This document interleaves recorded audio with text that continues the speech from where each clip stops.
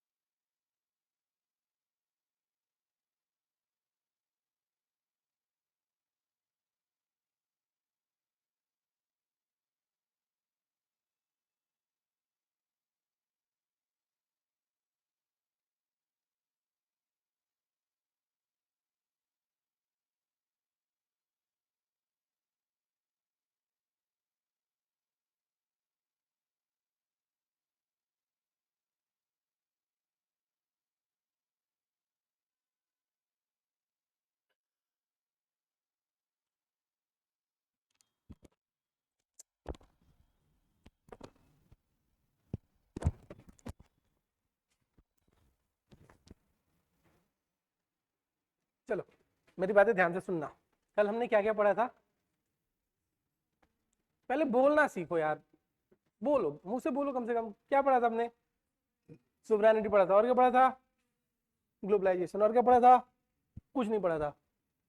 यही दो चीज पढ़ा था ना। एक पढ़ा था हम लोगों ने स्टेट पढ़ा। स्टेट के अंदर जो सबसे इंपॉर्टेंट वर्ड था वो क्या था बेटा? सुवरेनिटी। हमने इसको समझा, ठीक है। उसके बाद फिर मैंने आपको और क्या बताया? ग्लोबलाइजेशन बताया था। M I right? अब मैंने आपको एक क्वेश्चन दिया था जिसमें ग्लोबलाइजेशन और किसका रिलेशन पूछा था? सुवरेनिटी का रिलेशन पूछा था। कितने लोगों ने लिखा है? कितने लोगों ने लिखा है? तुम क्या कर रहा था? ठीक है, क्लास के लास्ट में we will share the solution, उसके बाद उसको पढ़ लेना तुम लोग। आज अपन क्या क्या देखेंगे वो ध्यान से सुनो। स्टेट क्या होता है? स्टेट होता है सोवरेन जोग्राफिकल एंटिटी। कोई दिक्कत है इसमें?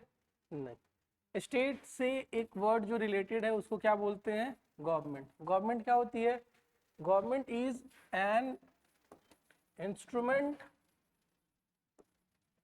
Of state. अगर स्टेट को ऑपरेट करना होगा तो किसके थ्रू ऑपरेट करेगा? गवर्नमेंट के थ्रू। बात समझ में आया? इसका जो रिलेशन होता है वो ब्रेन और, जल्दी आइए, इसका जो रिलेशन होता है वो ब्रेन के जैसा होता है। जैसे आइडियाज कहाँ जनरेट होते हैं बेटा? ब्रेन में जनरेट होते हैं ना। अरे हाँ कि ना? और इसको एग्जीक्यूट करने के लिए हमारे पास बॉडी ऑर्गन है या नहीं है? Am I right? अरे हाँ तो बोलो। तो सिमिलरली स्टेट क्या है? स्टेट एक आइडिया है, उसको एग्जीक्यूट करने के लिए क्या है हमारे पास? गवर्नमेंट है। तो गवर्नमेंट होती क्या है? Government is an instrument of state. लिख लो, गवर्नमेंट इज, हम लोग ये छोटी छोटी बातों पे बहुत ज्यादा वैल्यू नहीं देंगे, ठीक है ना। Government is, government is an instrument of state through which it operates, through which it operates। अब देखो, ऑर्गन होते हैं ना गवर्नमेंट के बेटा, अरे हाँ बोलो, कितने ऑर्गन होते हैं? पहला कौन सा है? लेजिस्लेचर, उसके बाद एग्जीक्यूटिव, उसके बाद जुडिशियरी। लेजिस्लेचर का काम क्या है? लॉ मेकिंग या लॉ फॉर्मुलेशन, यही है ना। अरे हाँ तो बोलो, अगर स्टेट को लॉ बनाना होगा तो किसको फोन करेगा? लेजिस्लेचर को, ठीक है। अगर स्टेट को लॉ एग्जीक्यूट करना होगा तो किसको फोन करेगा? एग्जीक्यूटिव को। बात समझ में आया? और स्टेट को अगर लॉ को वैलिडेट करना होगा तो कौन करेगा? अरे कौन करेगा?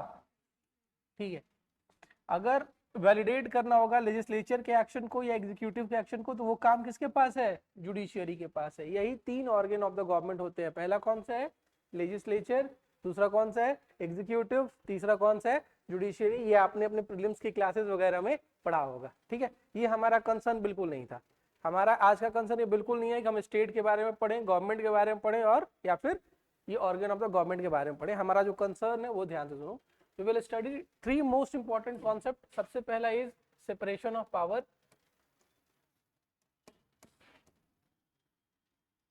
दूसरा कॉन्स्टिट्यूशनलिज्म, एंड तीसरा सेकुलरिज्म, जिसमें मेंस में बहुत सारे क्वेश्चन आने की प्रोबेबिलिटी रहती है। बात समझ में आया?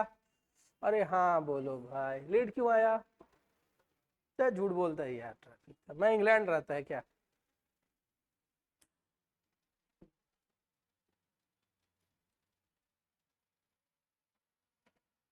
सबसे पहला, हाँ एक और बात, earlier we were in the mood कि हम लोग तुम लोग को भी नोट्स का सॉफ्ट कॉपी देंगे, बट उसमें बहुत सारी प्रॉब्लम्स हो जाती हैं। होता यह है कि पूरा नोट सर्कुलेट हो जाता है, फिर तुम्हारे हाथ में कुछ नहीं लगेगा।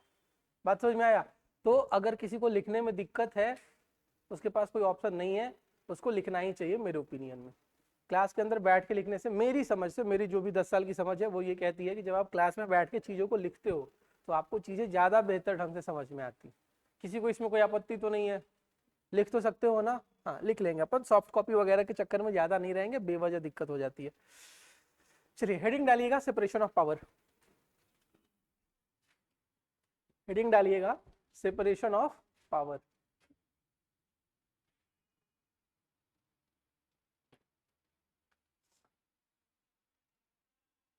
The doctrine of, the doctrine of separation of power. Separation of power को एसओपी करके लिखते चलो बेटा, कोई दिक्कत नहीं है, बस एग्जाम में मत लिखना। The doctrine of separation of power is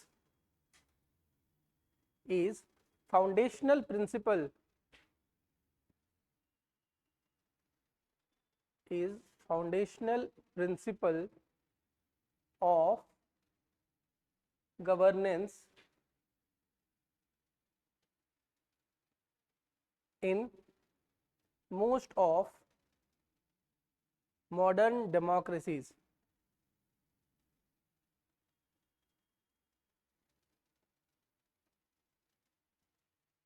most of modern democracies. This doctrine, this doctrine is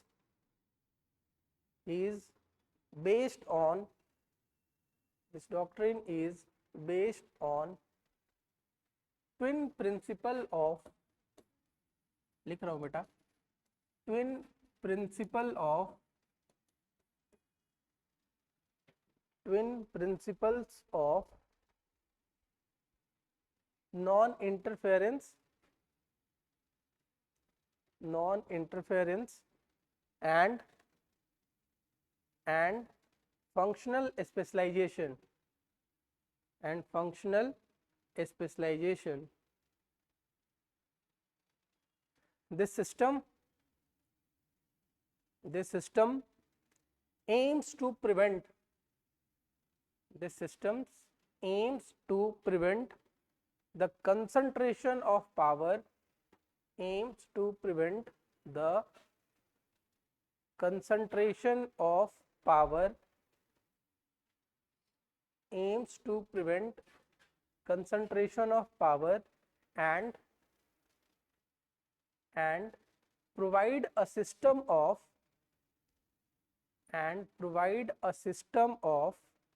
checks and balance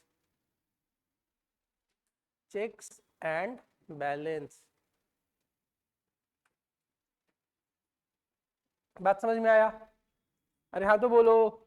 मतलब क्या हुआ कि लेजिस्लेचर, एग्जीक्यूटिव और जुडिशियरी एक दूसरे के काम में बिल्कुल भी इंटरफेयर नहीं करेगा। देखो, let's be very honest, foundation की क्लास थोड़ी सी मसालेदार होती है, ठीक है, वहां पे एकदम बच्चों जैसा पढ़ाया जाता है। इस क्लास में ऐसा कुछ नहीं होगा। मतलब मेरे पास टाइम नहीं है कि मैं तुमको इंटरटेन कर पाऊँ। बात समझ में आ रहा है कि नहीं आ रहा है? अरे हाँ तो बोलो। और तुम लोग ऑलरेडी एक दो बार फेल हो चुके हो, तो इंटरटेनमेंट का खास वैल्यू तुम्हारे लाइफ में वैसे भी नहीं होना चाहिए। बात समझ में आया? तो इस क्लास में केवल और केवल रैंकर्स पैदा किए जाएंगे, सीधा बात है, ठीक है। Stay very serious with the preparation, stay very focus.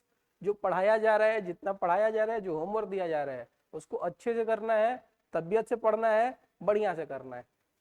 बात समझ में आया? अरे हाँ तो बोलो। हाँ, तो बस इतना ही। कहीं पे भी अगर लगे सर ये बात समझ में नहीं आ रही है, after class you can ask me. Online में अगर कभी भी किसी को लगे कुछ समझ में नहीं आ रहा है, तो जो भी रिलेवेंट प्लेटफॉर्म है, जो भी कमेंट सेक्शन है, वहां पे पूछ लो, मैं बता दूंगा। अरे हाँ तो बोलो। बात समझ में आ रही है ना? इसकी सीरियसनेस को समझना, चूंकि इस क्लास में बहुत एनर्जी लगने वाली है। तो मैं आपको ये बता रहा था कि सेपरेशन ऑफ पावर के अंदर हमें 3 ऑर्गन थे हमारे पास, लेजिस्लेचर, एग्जीक्यूटिव और जुडिशियरी। और एग्जीक्यूटिव का काम क्या है? लॉ का फॉर्मुलेशन। उस लॉ फॉर्मुलेशन में क्या एग्जीक्यूटिव, सॉरी, लेजिस्लेचर का काम क्या है? Law formulation. क्या उस काम में एग्जीक्यूटिव इंटरफेयर करेगा? आंसर है नो सर। जुडिशियरी इंटरफेयर करेगा? आंसर है नो सर। एग्जीक्यूटिव का काम क्या है? ये जो लॉ बन गया है उसको इंप्लीमेंट कराना। इस इंप्लीमेंटेशन में क्या लेजिस्लेचर इन्वॉल्व होगा? नहीं। जुडिशियरी इन्वॉल्व होगा? नहीं। जुडिशियरी का काम क्या है? लेजिस्लेचर और एग्जीक्यूटिव के एक्शन को वैलिडेट करना। क्या इसमें एग्जीक्यूटिव इन्वॉल्व होगा? क्या इसमें लेजिस्लेचर इन्वॉल्व होगा? आंसर है नहीं सर। इसी मैट्रिक्स को हम लोग ये कह रहे हैं सेपरेशन ऑफ पावर है। अब सेपरेशन ऑफ पावर में 2 प्रिंसिपल्स आते हैं। सबसे पहला क्या है? नॉन इंटरफेरेंस, मतलब कोई भी ऑर्गन किसी भी ऑर्गन के काम में इंटरफेयर नहीं करेगा, पहला ये है। और दूसरा क्या है? Functional specialisation. फंक्शनल स्पेशलाइजेशन का मतलब क्या है? लेजिस्लेटिव फंक्शन जिसका है वही केवल लेजिस्लेचर के अंदर आएगा, वही लेजिस्लेचर का काम करेगा। एग्जीक्यूट करने का फंक्शन जिसके अंदर है वही एग्जीक्यूटिव होगा। एडजुडिकेट करने का जो है, वैलिडेट करने का फंक्शन जिसके पास है, वो किसके अंदर आएगा? जुडिशियरी के ऑर्गन, जुडिशियरी के अंदर आएगा। और इन तीनों फंक्शन में कोई भी ऑर्गन एक दूसरे के साथ इंटरफेयर नहीं करेगा। यही मतलब होता है किसका? किसका? Separation of power. बात समझ में आया? क्लियर है यहां तक? हेडिंग डालना सिग्निफिकेंस ऑफ, ये डायग्राम बना लो प्लीज, ठीक है।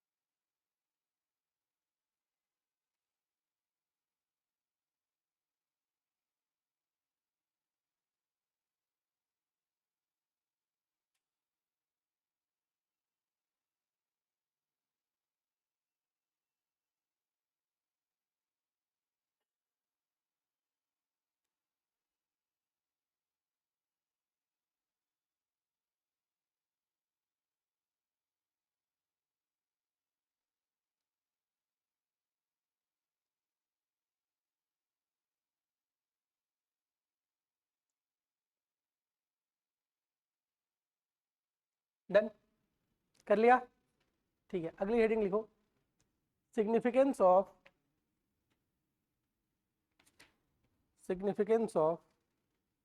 Separation of power, significance of separation of power.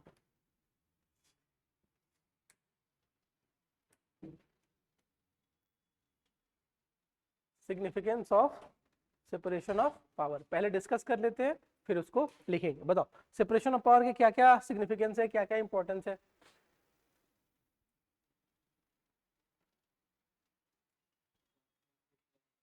क्या और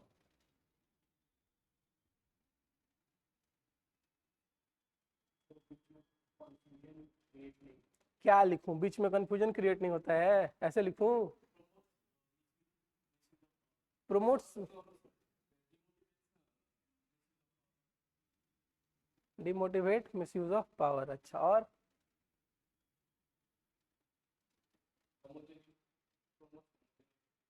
कैसे?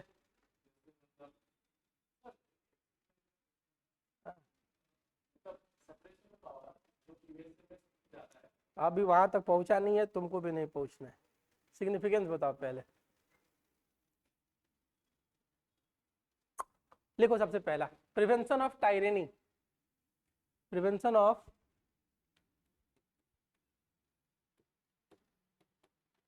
टायरेनी, प्रिवेंशन ऑफ टायरेनी। इसमें लिखना, ये एक हेडिंग हो गया, उसके नीचे लिख लो, the distribution of power, the distribution of power, I repeat, the distribution of power among various organs of the government, the distribution of power among various government, various organ of the government is a fundamental safeguard, is a fundamental safeguard against, fundamental safeguard against autocracy, against autocracy and dictatorship, autocracy and dictatorship। बात समझ में आया? अरे हाँ बोलो, जब separation of power है तो क्या कोई ऑर्गन सुप्रीम हो जाएगा क्या? अरे बोलो यार, नहीं होगा ना। इसका मतलब कोई भी ऑर्गन डिक्टेटर नहीं हो सकता, कोई भी ऑर्गन सुप्रीम नहीं हो सकता। एक परफेक्ट बैलेंस आ जाएगा किसके बीच में? ऑर्गन्स ऑफ गवर्नमेंट के बीच में। एम आई राइट ना? तो टायरनी आएगी क्या? एब्सोल्यूट होगा क्या सिस्टम? नहीं होगा। ये सबसे बड़ा सिग्निफिकेंस है किसका? सेपरेशन ऑफ पावर का। दूसरा लिख लेना, हाँ ठीक है, दूसरा लिखो, transparency and accountability, transparency and accountability.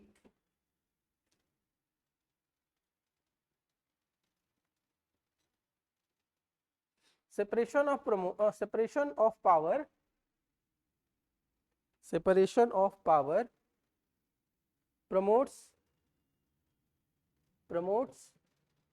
accountability, separation of power promotes accountability by limiting the responsibilities, by limiting the responsibilities of every organs of the government, every organ of the government.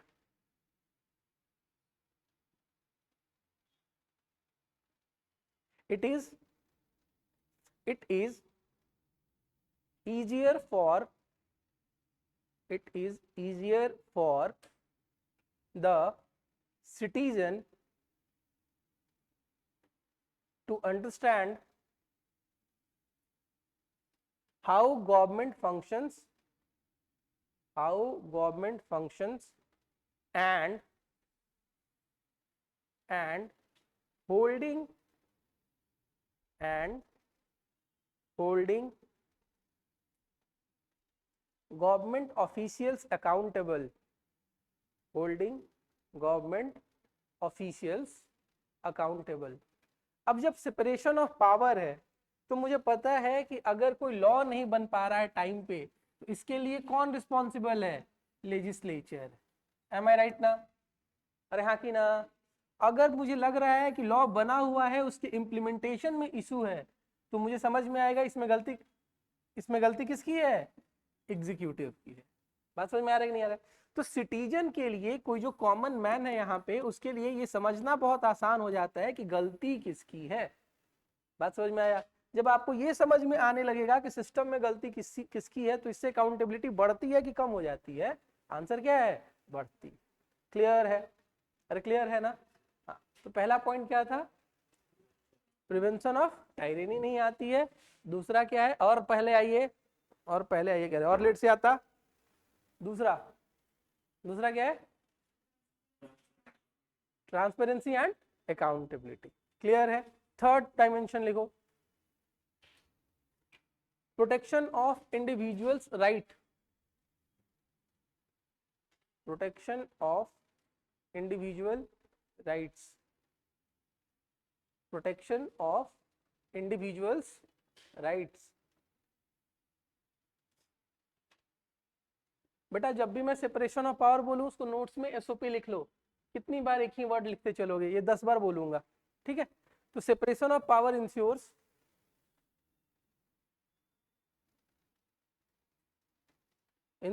individuals liberty, ensures individual liberty and rights.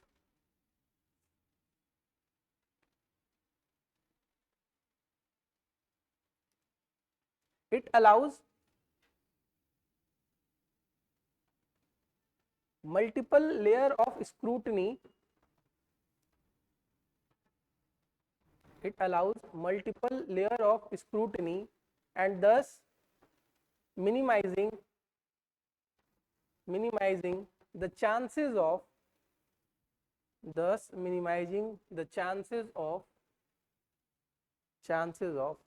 unregulated actions, मतलब क्या हुआ इसका, देखो सुनो एक बात, ये अगर तुम्हारे पॉलिटी के आंसर्स इस स्टैंडर्ड पे नहीं लिखते हो तो तुम्हारा सिलेक्शन नहीं होना चाहिए, सीधा बात समझ में आ रहा है कि नहीं आ रहा है? हाँ, इस स्टैंडर्ड के मिनिमम आंसर्स लिख के आओगे तो you will get good service, you will get good rank. नहीं तो फिर सिलेक्शन पीटी दोगे तो मेंस में नहीं होगा, मेंस दोगे तो इंटरव्यू में नहीं होगा, इंटरव्यू दोगे तो फिर पता नहीं कुछ ना कुछ कमी रह जाएगी। तो मेंस की प्रिपरेशन एकदम सॉलिड करनी चाहिए। इस स्टैंडर्ड के आंसर लिखने हैं आपको अगले 6-7-8 महीने में, और अगली बार जब आप मेंस में अपीयर होगे तो भी आपको इसी स्टैंडर्ड के आंसर्स को मेंटेन करना पड़ेगा। वो डीप अंडरस्टैंडिंग दिखनी चाहिए किसी भी टॉपिक की। अब सेपरेशन ऑफ पावर को हमने किससे लिंक किया, डिक्टेटरशिप से लिंक किया, और किससे लिंक किया, राइट से लिंक किया, और किससे लिंक किया, ट्रांसपेरेंसी और अकाउंटेबिलिटी से लिंक किया है। बात समझ में आ रहा है ना? अरे हाँ बोलो। ठीक है, तो मैं अभी क्या बता रहा था आपको, मैं बता रहा था कि सेपरेशन ऑफ पावर क्या प्रिजर्व करता है, हमारा राइट प्रिजर्व करता है। कैसे राइट प्रिजर्व करता है? जैसे जो तुम्हारी पुलिस है वो किसके अंदर आती है, एग्जीक्यूटिव के अंदर आती है ना? अरे हाँ कि ना? ये पुलिस वाले को पता है कि अगर इसने कोई अनलॉफुल एक्शन लिया तो इसके साथ प्रॉब्लम हो जाएगी, क्योंकि उसके इस एक्शन को स्क्रूटनी कर सकता है कौन, जुडिशियरी। M I right? अरे हाँ कि ना? लेजिस्लेचर को डर है अगर हमने एक पर्टिकुलर कम्युनिटी के लिए कुछ अनलॉफुल अनकॉन्स्टिट्यूशनल लॉ बना दिया तो वो भी बनाने में डरेगा। क्यों डरेगा? क्योंकि वहां पे एक ऑर्गेन है जिसका काम क्या है, वैलिडेट करना कि जो लॉ बना है वो कॉन्स्टिट्यूशन के प्रोविजन के हिसाब से बना भी है या फिर नहीं बना है। बात समझ में आया है? समझ में आया? धीरे बोलूं क्या कि ठीक है? ठीक है ना? स्पीड सही है ना? हाँ, तो ये बात था। अगला डायमेंशन लिख लो, encouragement of debate and deliberation,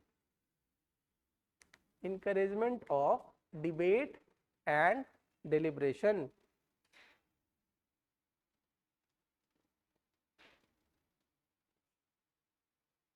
separation of power promotes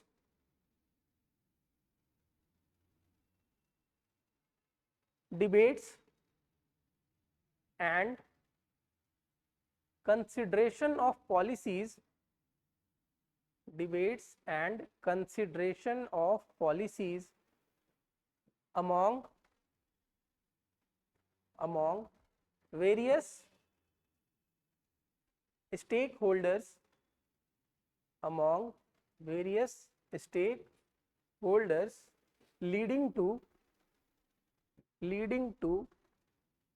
more balanced and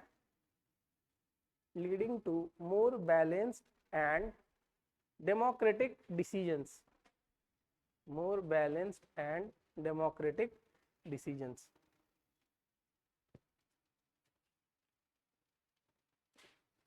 last dimension लिख लो, rule of law.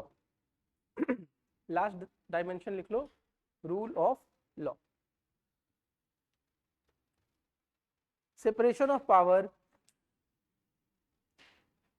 promotes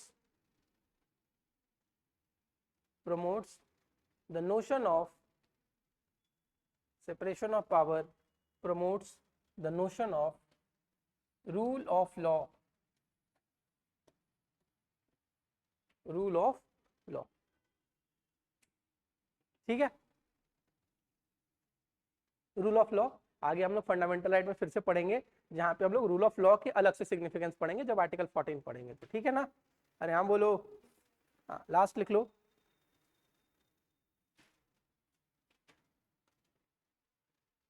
separation of power, separation of power, हाँ हाँ हाँ हाँ, अरे लास्ट पॉइंट लिख लो बेटा. Separation of power is an important component, separation of power is an important component of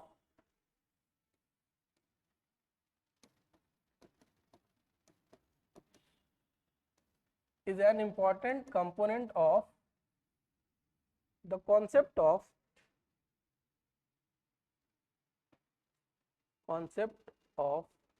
constitutionalism, concept of constitutionalism.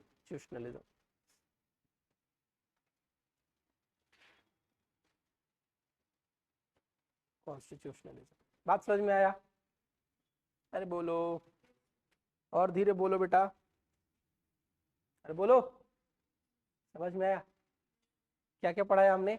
सबसे पहले सेपरेशन ऑफ पावर होता है क्या है. अच्छा, सेपरेशन ऑफ पावर दिया किसने था?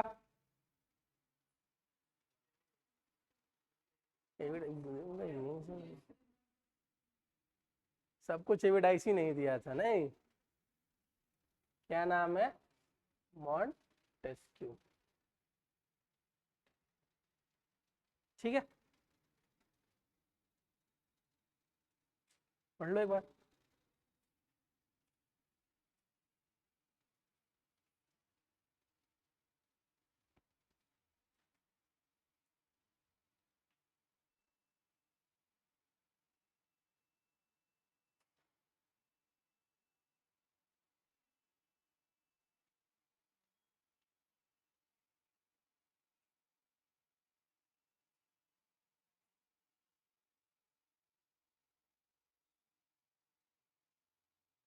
ऑनलाइन में कोई परेशानी है?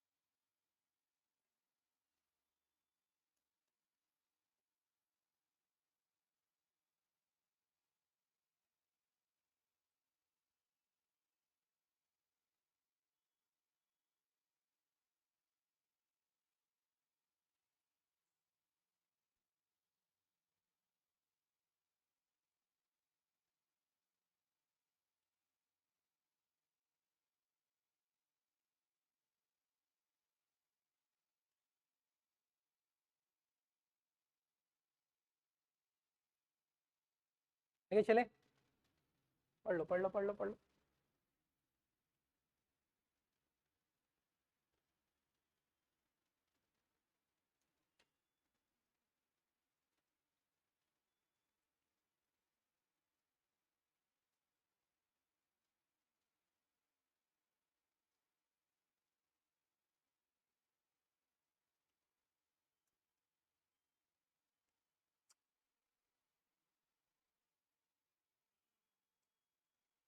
देखो बेटा, हमने क्या पढ़ा, हमने पढ़ा सेपरेशन ऑफ पावर। इसके अंदर मैंने आपको क्या बताया, इसके अंदर दो प्रिंसिपल्स आते हैं। सबसे पहला क्या है, फंक्शनल स्पेशलाइजेशन, और दूसरा क्या है, नॉन इंटरफेरेंस। फंक्शनल स्पेशलाइजेशन का मतलब क्या है कि लेजिस्लेचर का जो फंक्शन है वो वही ऑर्गन करेगा, एग्जीक्यूटिव का जो फंक्शन है वो वही ऑर्गन करेगा, जुडिशियरी का जो फंक्शन है वो वही ऑर्गन करेगा। फिर दूसरा क्या था, नॉन इंटरफेरेंस। नॉन इंटरफेरेंस में क्या है कि लेजिस्लेचर, एग्जीक्यूटिव और जुडिशियरी के काम में कोई और ऑर्गन इंटरफेयर नहीं करेगा। ठीक है, दिया किसने था, दिया किसने था, क्यों नहीं दिया था, ठीक। अब सेपरेशन ऑफ पावर की हमने सिग्निफिकेंस देखा, इंपॉर्टेंस देखा। सबसे पहला इंपॉर्टेंस क्या था इसका, कि टायरनी को प्रिवेंट करता है, यानी डिक्टेटरशिप जैसी चीजें नहीं आ सकती अगर वहां पे सेपरेशन ऑफ पावर है। अगर किसी सिस्टम में सेपरेशन ऑफ पावर है तो वहां पे डिक्टेटरशिप नहीं आ सकता है, एब्सोल्यूट गवर्नमेंट नहीं आ सकती है। सोच के देखो, अगर गवर्नमेंट ऑफ इंडिया के किसी ब्रांच को इलेक्शन कराना होता, अगर इलेक्शन कराने की रिस्पॉन्सिबिलिटी फाइनेंस मिनिस्ट्री पे होती, होम मिनिस्ट्री पे होती, तो इलेक्शन का रिजल्ट क्या होता, 450 पार। बात समझ में आ रहा है कि नहीं आ रहा है, 400 का आएगा पार, 450 पार हो जाता।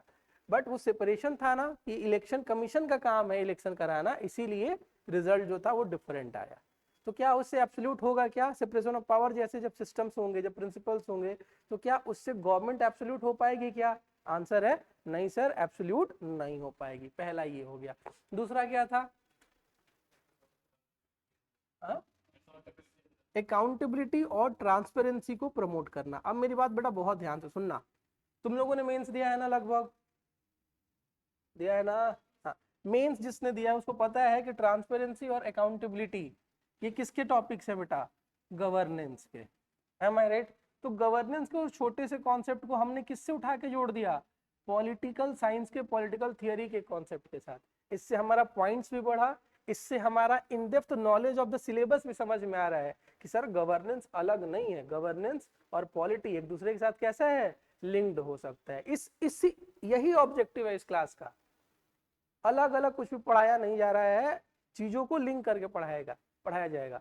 फाउंडेशन की क्लास में प्रॉब्लम क्या होती है कि बच्चों को तो आता कुछ है नहीं, उनको पॉलिटी समझ में आ जाए वही ज्यादा बड़ी बात है, गवर्नेंस कहाँ से समझ में आएगा, राइट। तो वो चेन समझना बहुत जरूरी है, इस अंडरस्टैंडिंग का आंसर आपको लिखना पड़ेगा। M I right. तीसरा क्या था, rights, protection from, protection of individual rights. तो इंडिविजुअल के राइट्स को बचा के रखेगा कौन, सेपरेशन ऑफ पावर। और क्या था लास्ट में, और धीरे बोलो कि मतलब तुम भी नहीं सुन पाओ, डिबेट एंड डिस्कशन। अब सेपरेशन ऑफ पावर के अंदर जो ये ऑर्गन्स होती हैं वो आपस में डिस्कस करेंगी ना, आपस में डिलिब्रेट करेंगी ना। जैसे पार्लियामेंट ने कोई लॉ बना दिया, वो लॉ वैलिडेट होने कहाँ चला जाएगा, सुप्रीम कोर्ट। तो सुप्रीम कोर्ट के अंदर वो डिस्कशन आएगा या नहीं आएगा। तो वो जो इकोसिस्टम डेवलप होगा डिस्कशन का, डिलिब्रेशन का, डिबेट का, वो डेमोक्रेसी को, गवर्नमेंट को और डेमोक्रेटिक बनाएगी और मच्योर बनाएगी, राइट। तो ये सारा सिग्निफिकेंस था किसका, सेपरेशन ऑफ पावर का। क्वेश्चन लिखिए, examine the significance of, examine the significance of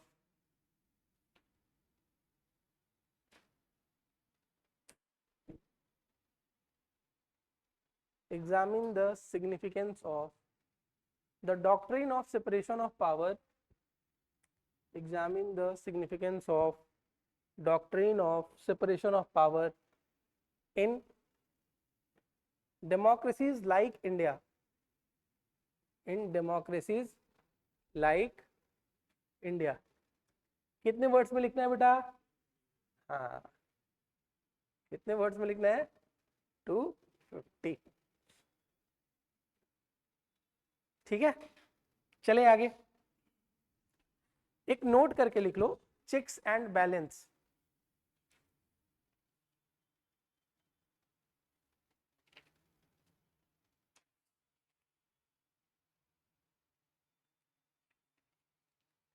note करके लिख लेना बेटा,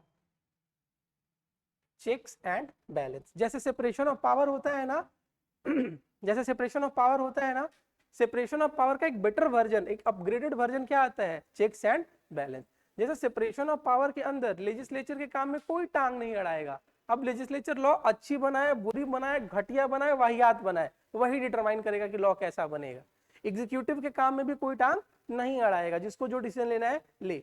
जुडिशरी के काम में भी कोई टांग नहीं अड़ाएगा, जुडिशरी को जैसे चलना है वैसे चले। बट चेक्स एंड बैलेंस में ऐसा नहीं होता है। चेक्स एंड बैलेंस में क्या होता है कि अगर जुडिशरी ने, अगर एग्जीक्यूटिव ने, अगर लेजिस्लेचर ने कोई गलती कर दी है, उस गलती को बैलेंस करने का काम किसका हो जाएगा? बाकी के ऑर्गन्स का। जैसे मान के चलो कि लेजिस्लेचर ने एक लॉ बना दिया, ठीक है, बट ये जो लॉ है वो बेसिक स्ट्रक्चर का वायलेशन हो गया, तो इस लॉ को जुडिशरी क्या करेगी? स्ट्रक डाउन कर देगी, नल एंड वाइड कर देगी, पहली बात। दूसरी, मान के चलो जुडिशियरी ने कोई जजमेंट दे दिया और वो जजमेंट सोशल रियलिटी को रिफ्लेक्ट नहीं कर रहा है, तो लेजिस्लेचर इस जजमेंट को क्या कर देगा? चेंज कर देगा। बात समझ में आ रहा है कि नहीं आ रहा है? अरे हाँ तो बोलिए। सिमिलरली, हाँ हाँ बोला ना, हाँ। सिमिलरली एग्जीक्यूटिव जो है वो इंपॉर्टेंट रोल प्ले करता है जजेस के अपॉइंटमेंट में। M I right? अरे हाँ बोलो। ठीक है, इंडिया में जो हमारी एग्जीक्यूटिव है वो कहाँ से आती है? लेजिस्लेचर से आती है। तो इसको क्या बोलते हैं? चेक्स एंड बैलेंस बोलते हैं। बात समझ में आया? अब चेक्स एंड बैलेंस ज्यादा अच्छा है कि सेपरेशन ऑफ पावर ज्यादा अच्छा है? Checks and balance. अगर ऑप्शन आपको मिले कि चेक एंड बैलेंस अच्छा है या फिर सेपरेशन ऑफ पावर अच्छा है, तो उसमें से अच्छा क्या हो जाता है? चेक्स एंड बैलेंस बेहतर हो जाता है। ठीक है, तो चेक्स एंड बैलेंस के बारे में थोड़ा सा लिख लो। एक ऊपर एक अपडेटेड वर्जन है बोला, तो नोट लिखना और उसमें लिखना चेक्स एंड बैलेंस। उसमें लिखो each branch has,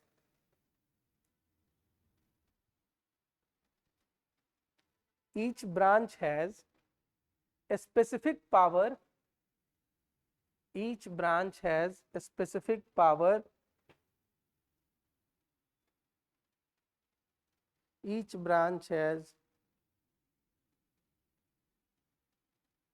a specific power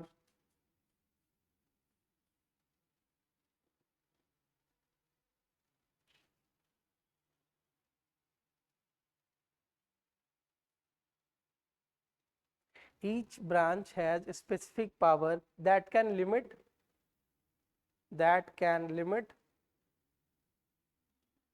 that can limit or checks, that can limit or checks the power of, power of, power of other branches of the government, other branches of the government, so that, so that no branch, so that no branch become too powerful, so that no branch become too powerful. For example,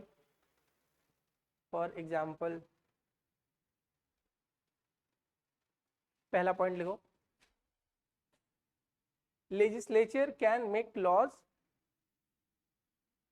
legislature can make laws, but executive can veto them. veto power पड़ा है ना? अरे बोलो। हाँ, तो executive जो है वो लेजिस्लेचर के बनाए हुए लॉ में क्या यूज कर सकता है? वेटो पावर यूज कर सकता है।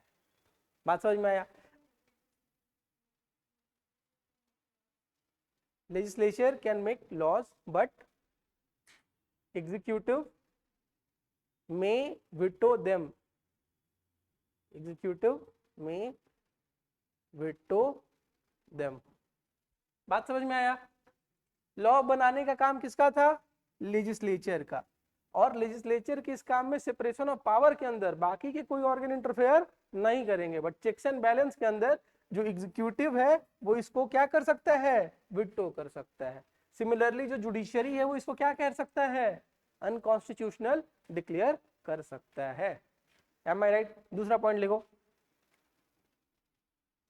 judiciary can declare laws made by legislature, judiciary can declare law, judiciary can declare law made by legislature as unconstitutional, as unconstitutional। Third point,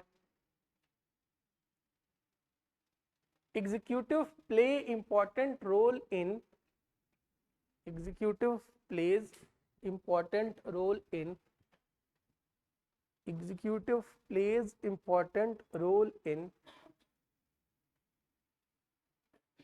appointment of judicial offices, appointment of judicial offices।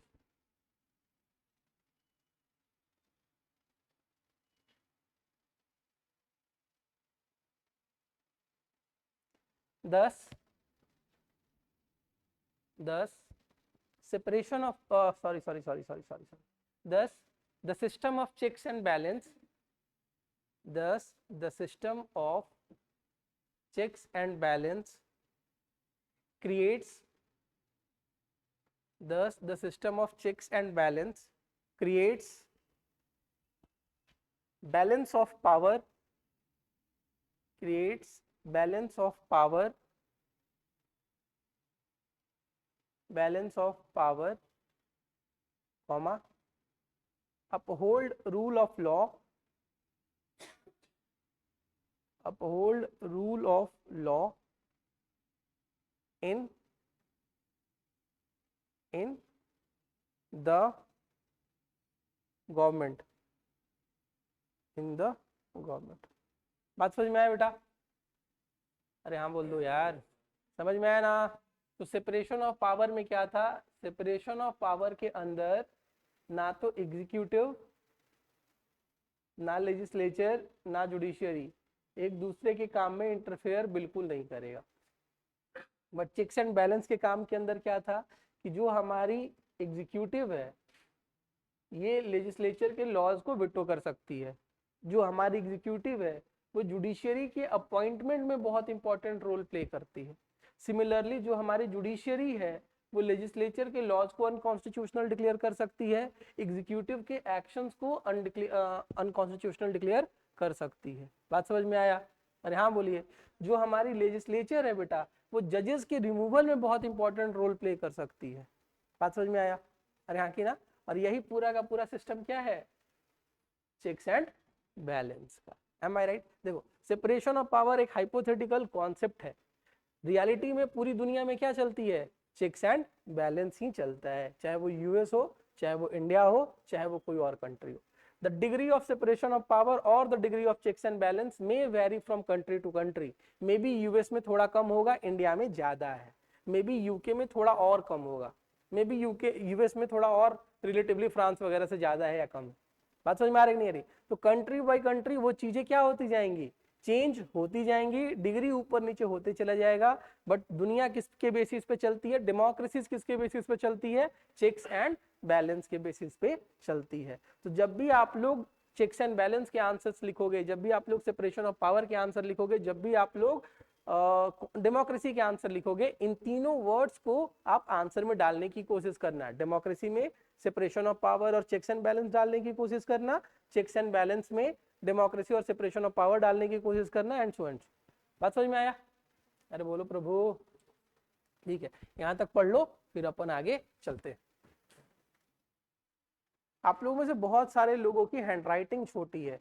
जब handwriting छोटा होता है तो एक page में आप लोग 150 word भी लिख सकते हो, एम आई राइट? तो थोड़ा सा साइज ऑफ हैंडराइटिंग बढ़ाने की कोशिश करो। ऑनलाइन में कोई डाउट है?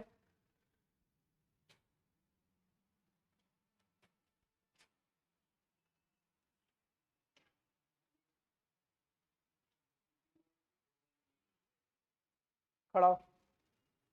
प्रेसिडेंट के पास विटो पावर होता है, तो प्रेसिडेंट किसका पार्ट है? बैठ जा। अब समझ में आया? हालांकि थियोरेटिकली एग्जीक्यूटिव का भी पार्ट है और लेजिस्लेचर का भी पार्ट है, बट फिर भी।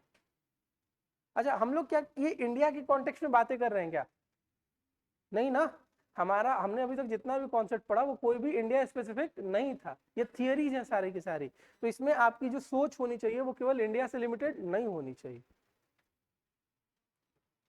ऑनलाइन में कोई दिक्कत है? ऑनलाइन में बोल दो भाई। 18% जीएसटी थोड़े लग रहा है तुम्हारे बोलने पे। हाँ, कैमरा भी ना देख के बोलेगा ऑनलाइन वालों को।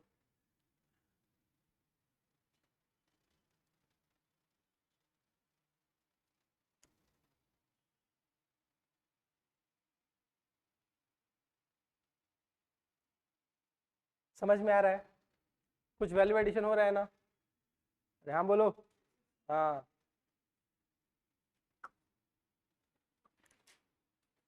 इतना तो हमने कहीं नहीं पढ़ाया।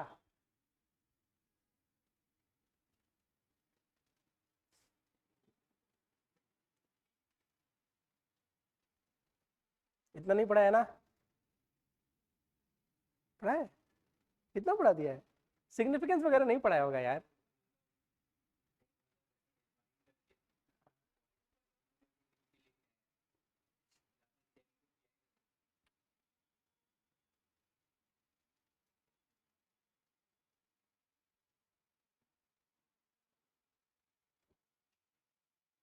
चले आगे।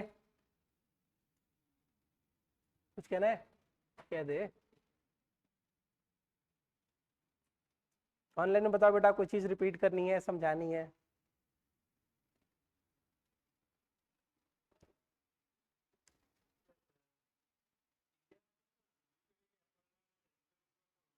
है। जजेस of high court and supreme court are appointed by? कौन? कौन करता है? बात खत्म। ठीक है। थियरीज पढ़ रहे हैं ना हम लोग? थियरीज को थियरीज के हिसाब से पढ़े ना, प्रैक्टिकल में क्या होता है पढ़ेंगे जब इंडियन जुडिशियरी पढ़ेंगे तब पढ़ेंगे।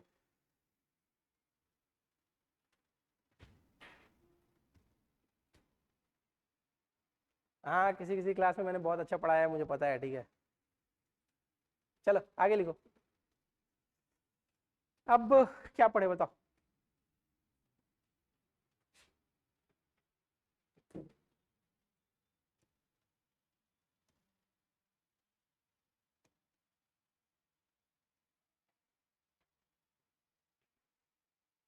अब लिख लो secularism.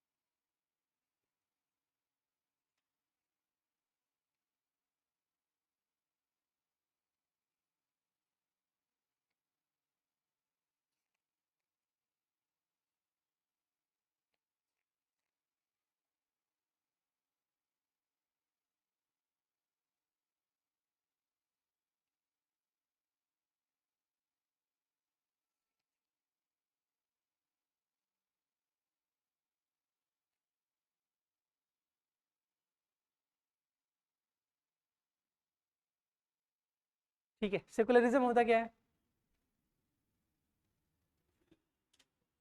Separation of separation of religion कहाँ से?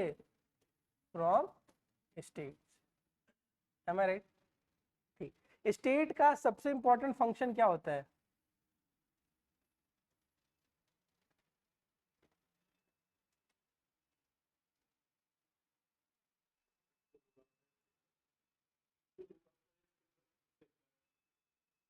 और और स्टेट का सबसे इंपॉर्टेंट फीचर फंक्शन क्या होता है?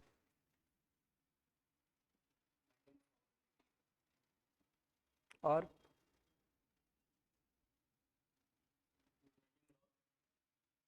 Distribution of resources. क्या होता है? Distribution of resources, right.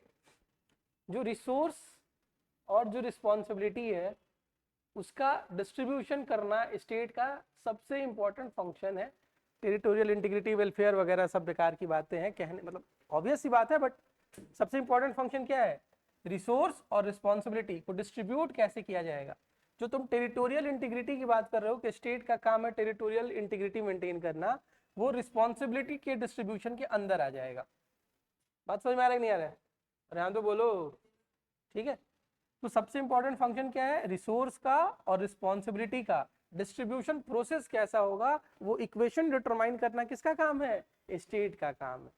अब स्टेट अगर अपने इस डिस्ट्रीब्यूशन के प्रोसेस में, एलोकेशन के प्रोसेस में अगर रिलीजन के रोल को एलिमिनेट कर देता है, it means the state is secular in character. Am I right? Am I right? अब सेकुलरिज्म दो टाइप्स के होते हैं।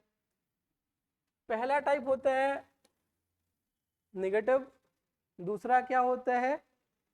पॉजिटिव। अब नेगेटिव सेकुलरिज्म के अंदर स्टेट और रिलीजन एक दूसरे के बिल्कुल अपोजिट होते हैं। अगर इधर स्टेट है तो रिलीजन एकदम एंटीथेसिस में होगा। बात समझ में आया? स्टेट और रिलीजन एक दूसरे से एकदम बाइपोलर होंगे, कोई रिलेशन नहीं होएगा। मतलब स्टेट बिल्कुल भी रिलीजन को पसंद नहीं करेगा, स्टेट के अफेयर्स में बिल्कुल भी रिलीजन का कोई भी रोल नहीं आएगा। But positive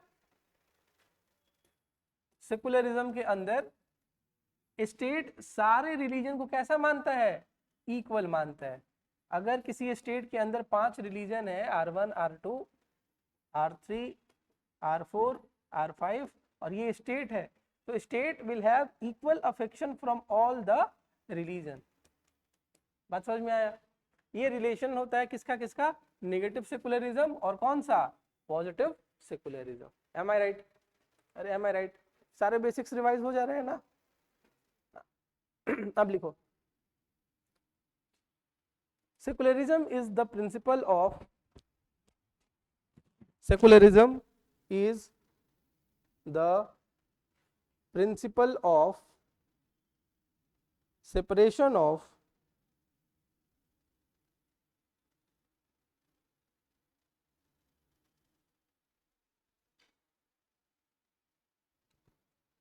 separation of religion,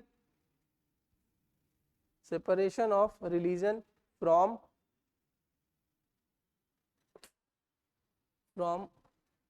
the affairs of state.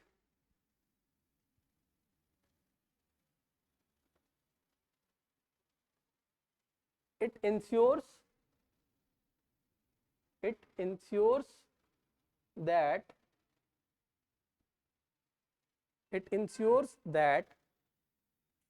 religious institutions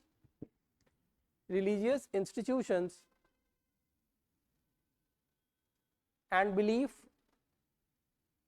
religious institutions and belief do not influence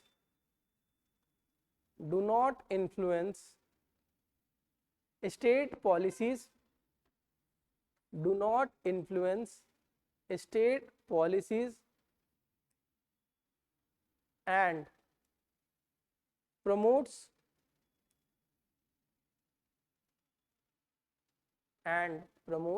neutral stand by the state, neutral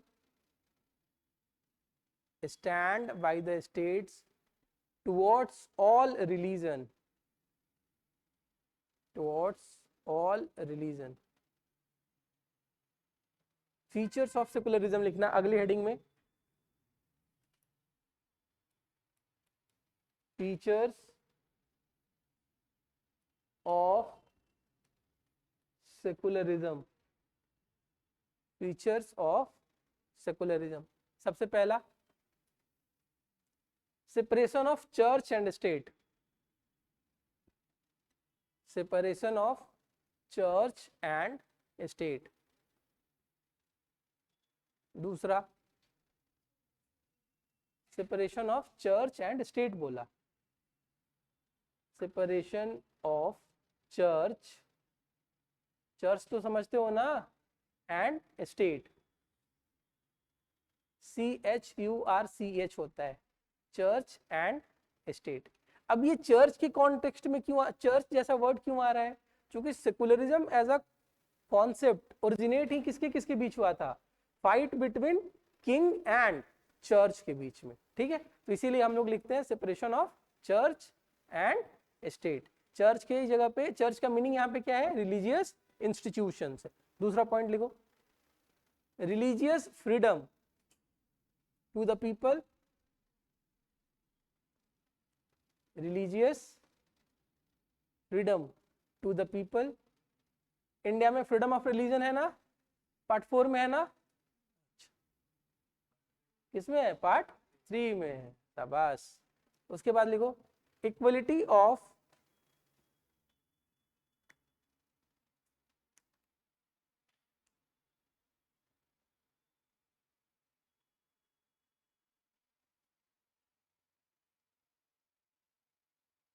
equality before, equality before law, equality before law. India में equality before law है ना? अरे हाँ की ना? US में equality before law है ना? क्या उसमें रिलीजन एज अ पैरामीटर आता है क्या? नहीं आता है। आएगा क्या इक्वलिटी बिफोर लॉ में? नहीं आएगा। उसके बाद आगे लिखो neutrality of state, neutrality of state. दो कम्युनिटी के झगड़े में स्टेट किसको सपोर्ट करेगा? किसी को सपोर्ट नहीं करेगा। स्टेट कैसा रहेगा? न्यूट्रल रहेगा। State will work on the values on the basis of values mentioned in constitution. बात समझ में आया? लास्ट पॉइंट लिखो सेकुलर एडुकेशन, सेकुलर एडुकेशन। ये फीचर्स होते हैं किसके? सेकुलरिज्म पे। जहां पे भी सेकुलरिज्म होगा वहां पे रिलीजन और स्टेट अलग अलग हो, सॉरी हाँ, रिलीजन और स्टेट अलग अलग होगा। There will be freedom of religion होगा सबके पास। इंडिया के लोगों के पास भी फ्रीडम ऑफ रिलीजन है ना, फंडामेंटल राइट की तरह। अरे यहाँ की ना? उसके बाद आगे क्या है?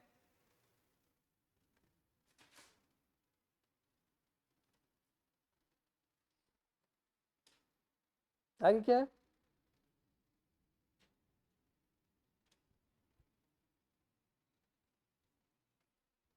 चला ले पहले, वो नहीं चला ले। आगे क्या था? Equality before law. क्या जुडिशियरी रिलीजन के बेसिस पे एक दूसरे को गाली देगा क्या? क्या जुडिशियरी पनिशमेंट रिलीजन के बेसिस पे देगा क्या? नहीं देगा। बात समझ में आया? अरे हाँ की ना? और लास्ट पॉइंट जो हम लोगों ने लिखाया वो क्या है? Secular state, state secular education. Education कैसा होना चाहिए? सेकुलर होना चाहिए। Am I right? Am I right? ठीक। अब लिख लो what is positive secularism. Heading डालो positive secularism.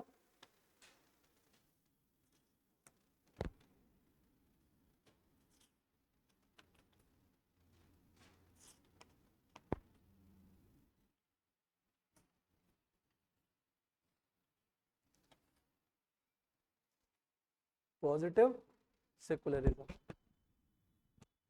It is a concept where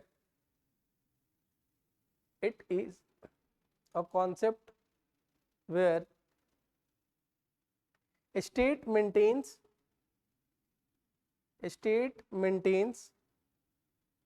neutral stance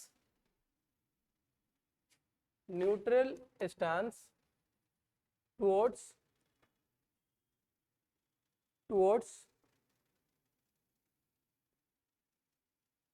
towards all religion, ensuring freedom and equality for all religious group. Freedom and, I repeat, freedom and equality for all religious group,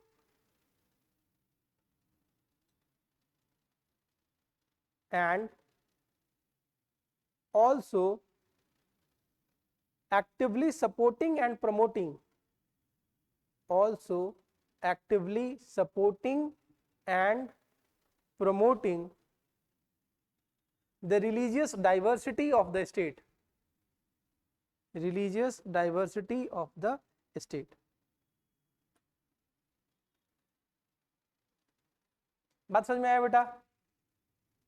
अरे बात समझ में आया? State का stand कैसा होगा? Neutral, but at the same time state क्या करेगा? जो रिलीजियस प्लुरैलिटी है, जो मल्टीपल रिलीजन उसके अंदर है, उसको क्या करेगा? प्रोटेक्ट करेगा, प्रिजर्व करेगा, जहां पे सपोर्ट की जरूरत है वहां पे सपोर्ट करेगा। बात समझ में आया? अरे हाँ की ना? क्लियर है ना? स्टेट रिलीजन के बेसिस पे डिस्क्रिमिनेट नहीं करेगा, स्टेट रिलीजन के बेसिस पे क्या कर सकता है? सपोर्ट कर सकता है। जैसे मान लो कि आपका रिलीजन और मेरे रिलीजन में, हो सकता है कि मेरा रिलीजन बहुत बैकवर्ड हो सकता है मेरे रिलीजन के जो सोशल इकोनॉमिक पैरामीटर है वो बहुत पुअर है, तो स्टेट मेरे लिए अलग पॉलिसीज बना सकता है कि नहीं बना सकता है? बना सकता है। Am I right? अरे हाँ बोलो, फीचर्स लिख लो।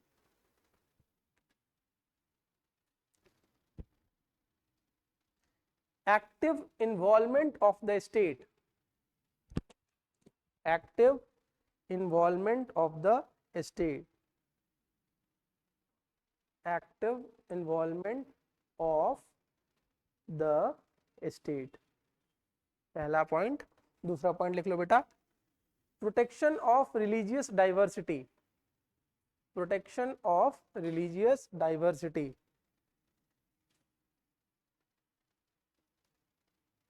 Third point, state support for religious education, state support for religious education बोला क्या?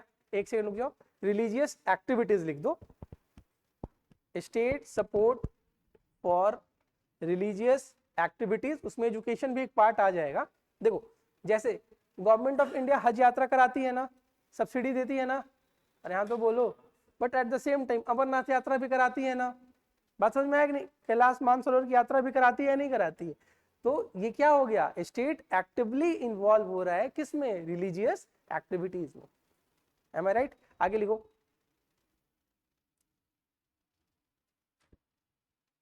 अब ये इक्वल ट्रीटमेंट, सेकुलर एजुकेशन, ये तो लिख लोगे ना? अरे हाँ की ना?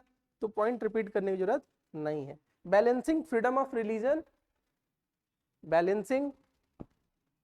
Balancing freedom of religion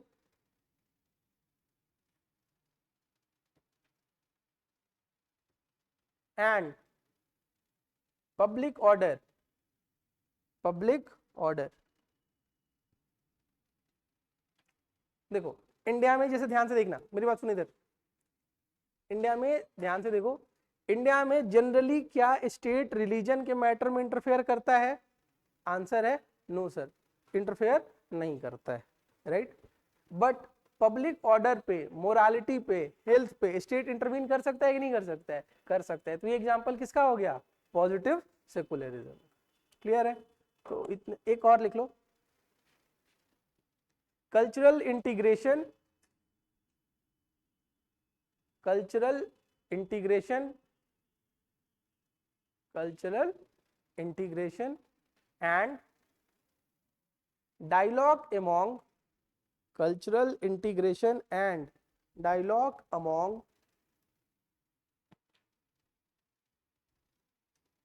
dialogue among various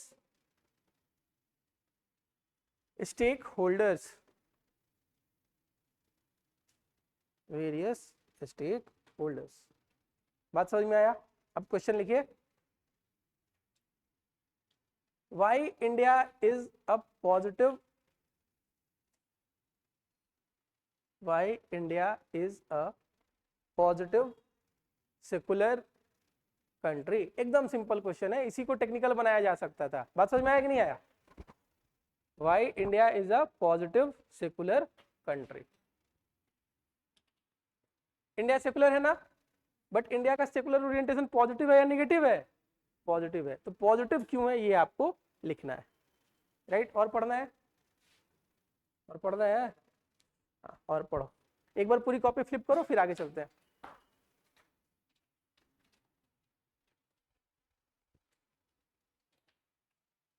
online में कोई डाउट है तो पूछो।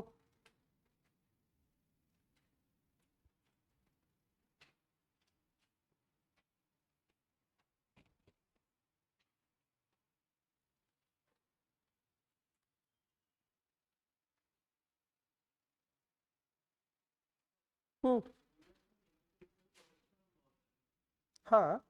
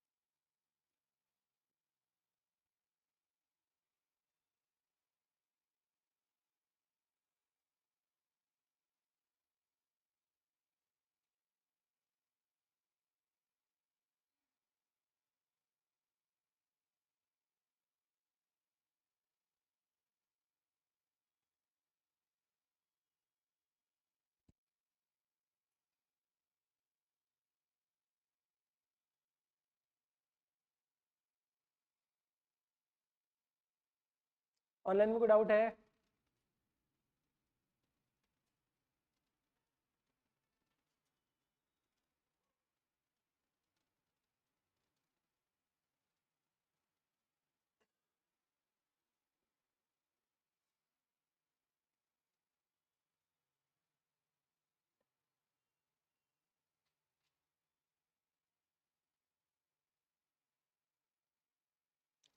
Should we need to add controversy of livelihood diminished for Ram Path construction towards Ram Mandir in Ayodhya in the answer of query given by you about India as a positive secular state? बेटा बेवजह जीवन में लफड़ा नहीं लेना चाहिए। बात समझ में आ रहा है कि नहीं आ रहा है? जो चीजें कंट्रोवर्शियल हैं उसको आंसर में लिखने के लिए थोड़ी है, कुछ चीजें पॉलिटिक्स के लिए रहने दो।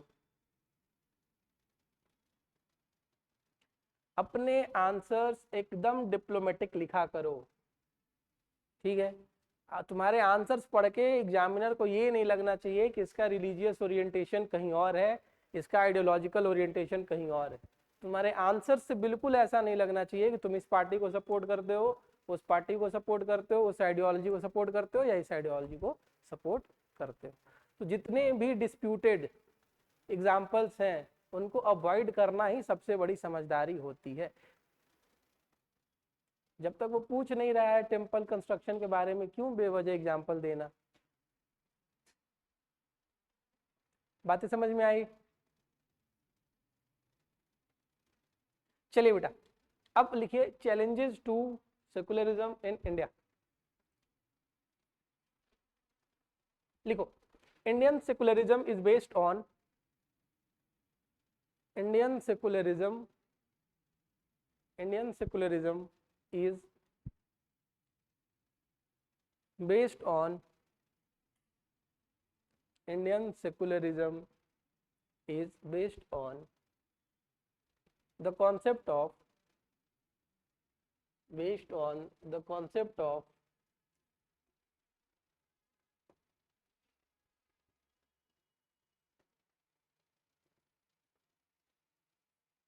is based on the concept of सर्व धर्म समाभाव, सर्व धर्म समाभाव। yet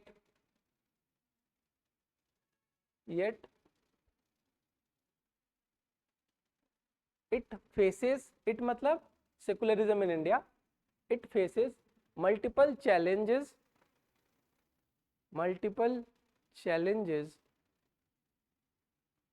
as mentioned in following points. Multiple challenges as mentioned in following points. सबसे पहला रिलीजियस पोलराइजेशन. सबसे पहला पॉइंट क्या है?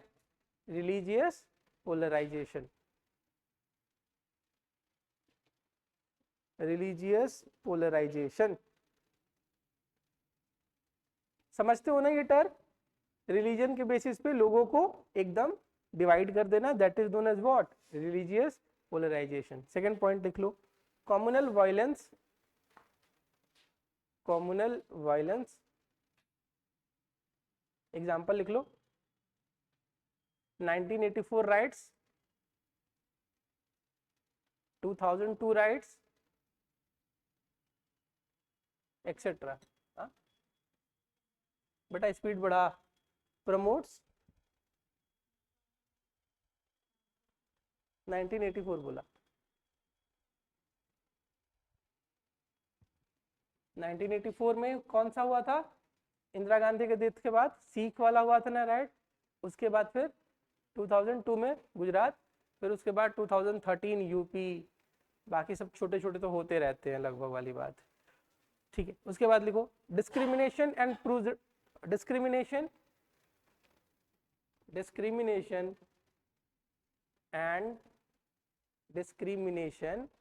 and prejudice towards certain communities. कई बार आपने सुना है ना, लोगों को घर नहीं मिलता. अरे हाँ तो बोलो, घर नहीं मिलता, गाड़ियां नहीं मिलती, ठीक है. इन सम इंस्टांसेस बच्चों के एडमिशन्स भी नहीं होते, राइट? तो ये सारी इश्यूज है इंडिया के साथ. वो एक एक्टर है ना बॉलीवुड का, इमरान हाशमी, उसको मुंबई में घर नहीं मिल रहा था. मतलब ये 4-5 साल पहले की बात है, ये नहीं कि स्टार्टिंग के दिनों में. 5-6 साल पहले की बात है, उसको घर नहीं मिल रहा था. होता है ऐसा. उसके बाद आगे लिखो, state interference in religion. State interference in religion.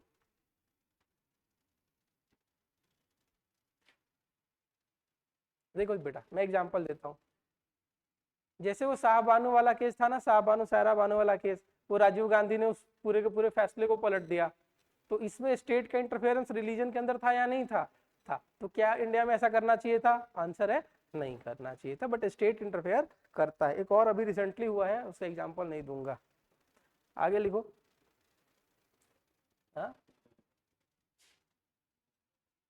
जोर से बोल. नहीं वो तो ठीक है, मतलब ठीक है, गलत ही है. Economic and social inequality. Economic and social inequality. economic and social inequality among certain communities. Among certain communities.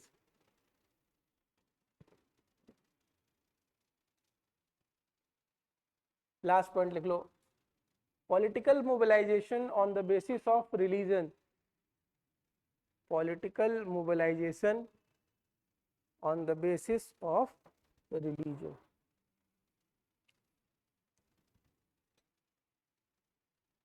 Political mobilization on the basis of religion.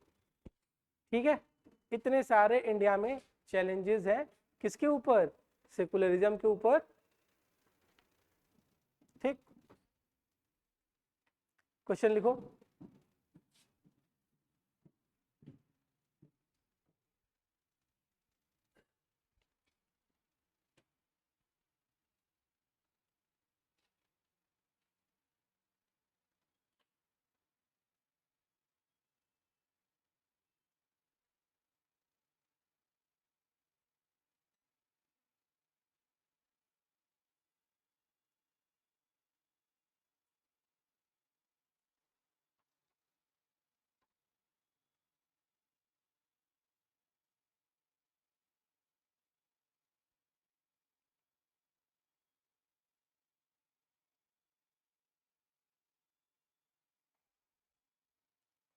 सबसे पहला क्वेश्चन लिखो, एक्सप्लेन द कॉन्टेक्स्ट ऑफ, बेटा सबसे पहला क्वेश्चन, 5 क्वेश्चन लिखाऊंगा अभी। Explain the concept of, explain the concept of secularism in the Indian context,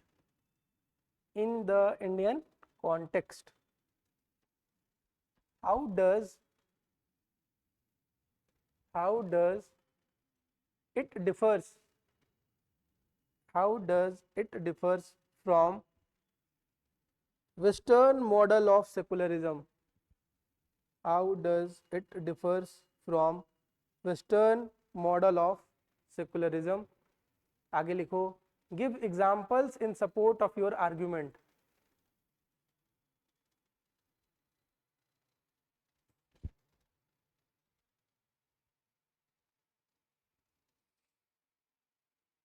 question number 2, critically analyze the challenges,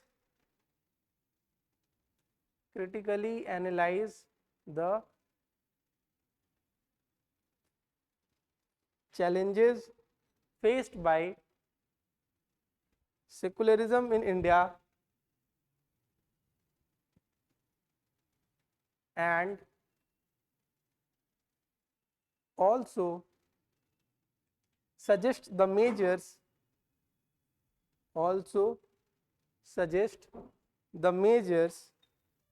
to strengthen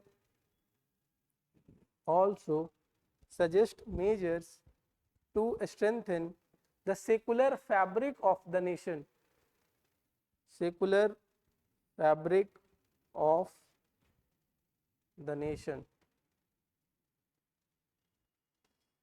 Third question, Indian secularism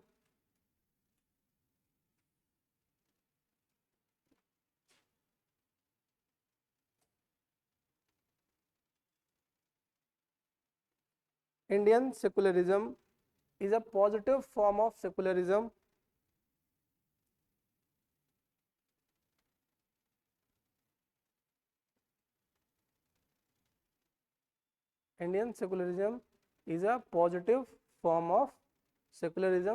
Elaborate with suitable examples,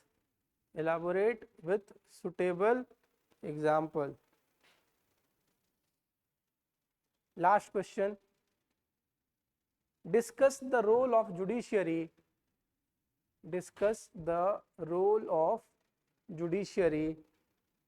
in maintaining secular character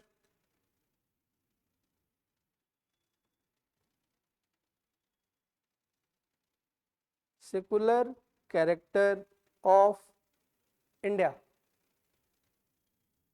Give example in support of your arguments,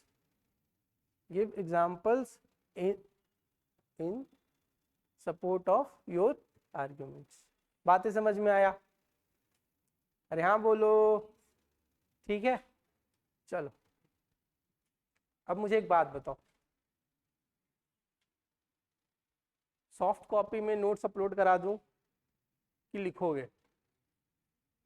हाँ लिखोगे ना, पक्का ना? हाँ, भागने की जरूरत नहीं है। मे भी थोड़ा मेरा 5 दिन टाइम ज़्यादा लग जाएगा, बट इट्स ओके वाली बात। M I right? तो आज की क्लास ख़त्म करेंगे हम लोग अभी थोड़ी देरों में। हम लोग मिलेंगे मंडे को। सैटरडे कोई क्लास नहीं है, संडे कोई क्लास नहीं है।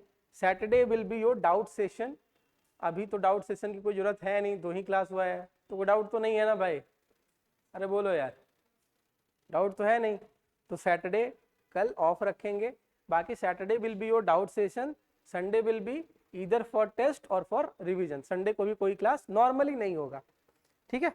तो जो तुमको ये 5 आंसर दिए गए हैं ना, इसके मॉडल आंसर तुमको मंडे को मिल जाएगा।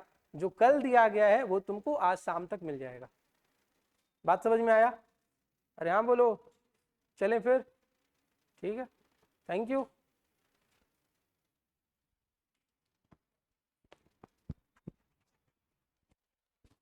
Thank you. ऑनलाइन में कोई डाउट है तो पूछ लो।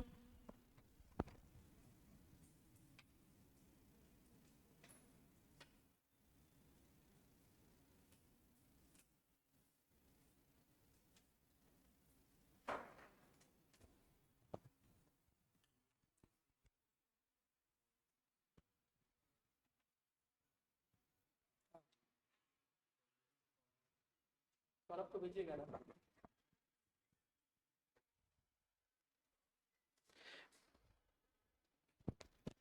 सेकंड क्वेश्चन क्या था? Critically analyse the challenges faced by secularism in India and suggest the measure to strengthen the secular fabric of the country. Examples of political mobilization, बेटा example of political mobilization ये हो जाएगा कि मान के चलो कि कोई भी लीडर ये बोल दे कि आपका एक पर्टिकुलर रिलीजन है, आप इसलिए आप इसी पर्टिकुलर पार्टी को वोट देना। जैसे अगर आप इस साल के इलेक्शंस के स्पीच सुनोगे तो आपको बहुत बार ऐसे इंस्टांसेस मिल जाएगा जहां पे डायरेक्टली या फिर इनडायरेक्टली लोगों ने रिलीजन के बेसिस पे वोट मांगा है। That is known as what? Political mobilization on the basis of religion. और कोई डाउट है? नहीं, चलो, your class is over, we will meet on Monday, ठीक है।